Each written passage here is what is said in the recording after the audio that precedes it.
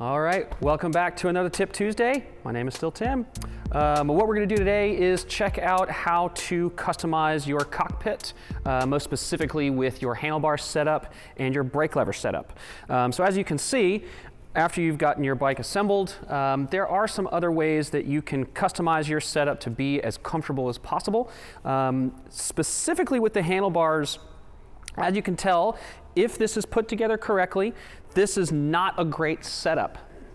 The reason being is the bars both have a back sweep and a rise to them. And what we're trying to do is get you to a neutral setup and then customize from there. So your first step after attaching your handlebars, just making sure that the handlebars are indeed centered in the faceplate of your stem. And you can tell that just by the grooves that exist on the front portion of the handlebar. You just want to make sure that that's equidistant on both sides.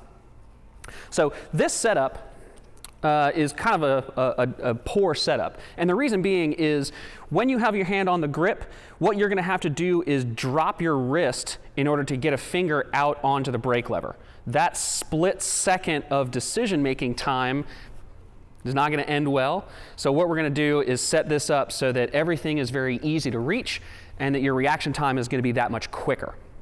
So if you've already got your handlebars attached to the stem, all you're going to do is loosen the faceplate bolts. You don't necessarily have to take them all the way off, but loosen them just enough so that the bar can be turned without too much effort.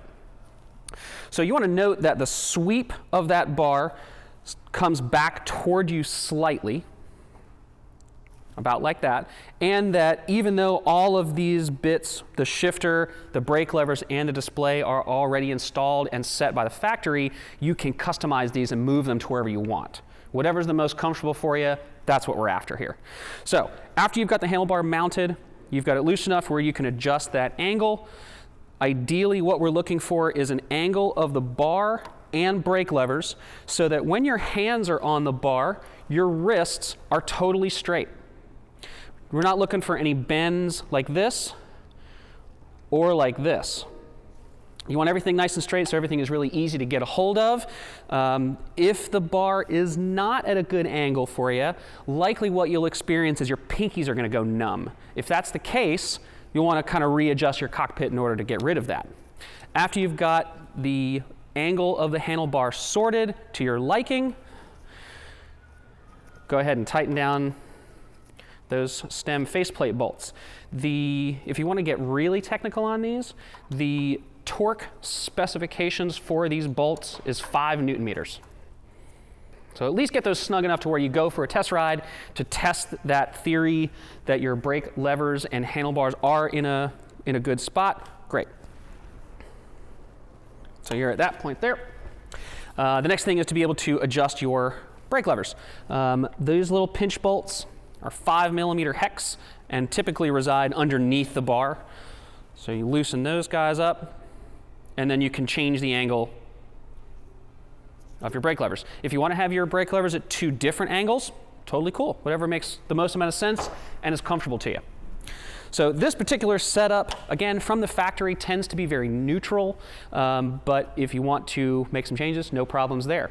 So the tools you'll need to make those adjustments are 4mm hex for the faceplate, 5mm hex for the brake levers, 5mm hex for your shifter, and a 3mm hex for your display. The display is a pinch bolt and sits just up under the handlebar, just like the brake lever. Thanks for tuning in to another Tip Tuesday.